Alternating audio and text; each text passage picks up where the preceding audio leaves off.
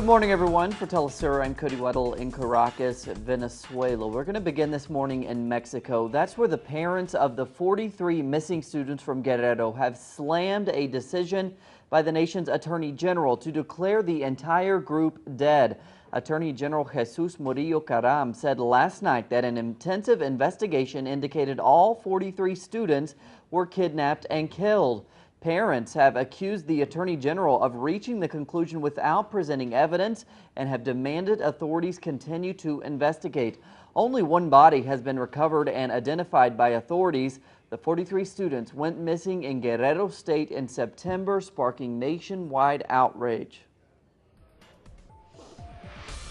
Staying in Mexico, where rural Mexicans take to the streets of the capital to denounce the nation's agriculture policy. Now, as our correspondent Clayton Kahn reports, most government subsidies there go to mega farms never seen by small farmers.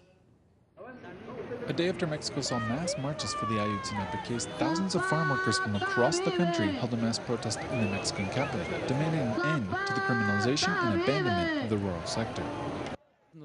They criminalize us for defending what is, in essence, our territory. We conceive of our territory not just as the land in which we live, but rather our entire culture, our family and our way of life. They criminalize us because we defend our territory and we oppose mega projects. Many say that they simply demand and struggle for more resources and support in rural areas, which have seen greater state cutbacks in recent years. We have demands, many social demands, housing, roads, drinking water. We lack all of it. Analysts say that although the federal authorities claim to support and invest in the rural sector, most subsidies are granted to a small concentration of the country's large-scale farms, as opposed to the mass majority of small-scale producers. They are 95% of our producers. That is our reality. It is the type of producer that we have in this country. However, public policies do not give them recognition. They do not value them. It is even a sector that is viewed as a burden, as a weight on the economy. The various national farm worker organizations affirm that they will maintain a mass indefinite sit-in in front of the offices of the Interior Secretary until they are able to hold a meeting with officials to negotiate more support for farmers and the release of detained leaders. Clayton Kahn, Telesur, Mexico City. Thanks to Clayton. And just a bit south now, where marchers have also taken to the streets of Honduras in rejection of the first-year performance of President Juan Orlando Hernandez. Now, as Gerardo Torres reports, many social movements there have gone as far as calling for his resignation. The Honduran Popular Resistance, led by former President Manuel Zelaya and Libre Party presidential candidate Xiomara Castro, demanded the immediate resignation of current President Juan Hernandez, who was celebrating his first year as head of state today. We are demanding his resignation because he hasn't complied with what the Constitution says. He has used recent laws to rob people of their rights. He has not only usurped that, but also power, because we are the actual winners of the presidential elections, and that's why we are here demanding his resignation. For the protesters, the Hernandez administration hasn't addressed the principal needs of the most poor.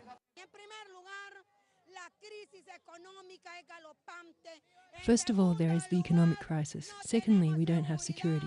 Thirdly, education is at its worst. And let's not even talk about health. There aren't even enough fake pills in the hospitals. This government, from this man who says he is the president of all Hondurans, has been a disaster.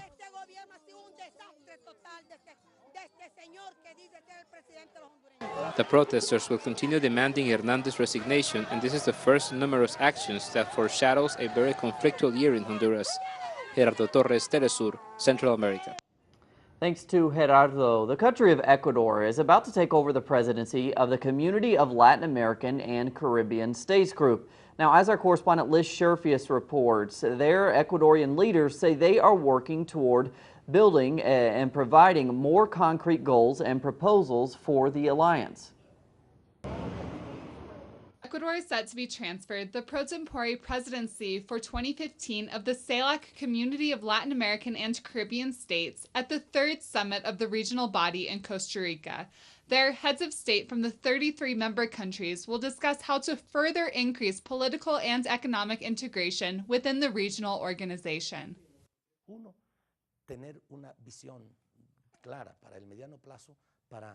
First of all, we need to have a clear vision as to how to eradicate extreme poverty, so that we can say soon that Latin America and the Caribbean is a region free from extreme poverty. But also, we have to define how. In this context, we are going to advance in the fields of science, technology, innovation, and human talent. We have to be on top. We cannot be behind. But we have to be at the vanguard of global technological development, and we have to do it as a region.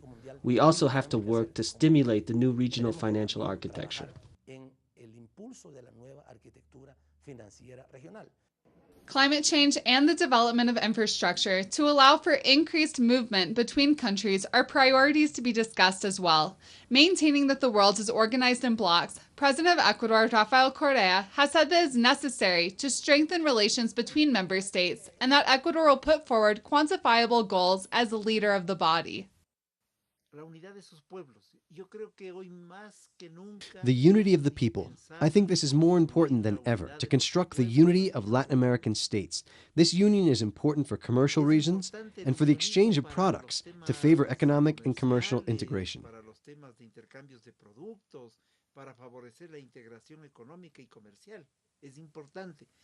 CELAC is viewed as an alternative to the Organization of American States based in Washington and works to reduce U.S. influence in the region, along with other bodies such as UNASUR, ALBA, and Mercosur. In the recent China CELAC summit, it was determined that CELAC member states will receive over $250 billion of Chinese investment over the next decade to further projects among member states. Liz Scherfius, Telesur, Ecuador. Thanks to Liz. To Taiwan now, where health authorities there are conducting a mass cull of poultry. Over 1.3 million birds have already been culled as part of a nationwide effort to stop the spread of avian flu. The current bird flu outbreak is one of the worst in recent years on the island nation, but poultry farmers say the cull is hitting them hard. The government, though, has responded to criticisms by insisting that the plan will pay off in the long term.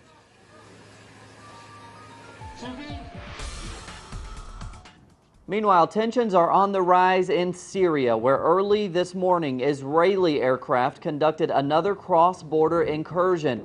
The Israeli military claims it bombarded positions held by forces loyal to President Bashar Assad in retaliation to a volley of rocket fire that pummeled the Golan Heights earlier this week.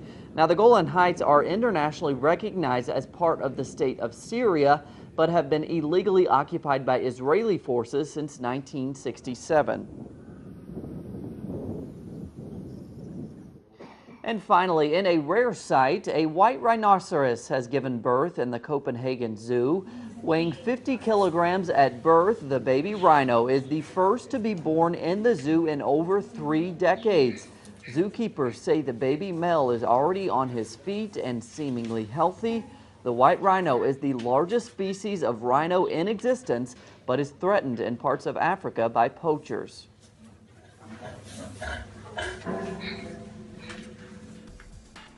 More on those stories and others at our website, telesurtv.net/English for Telesur English. I'm Cody Weddle. Hope you have a great day.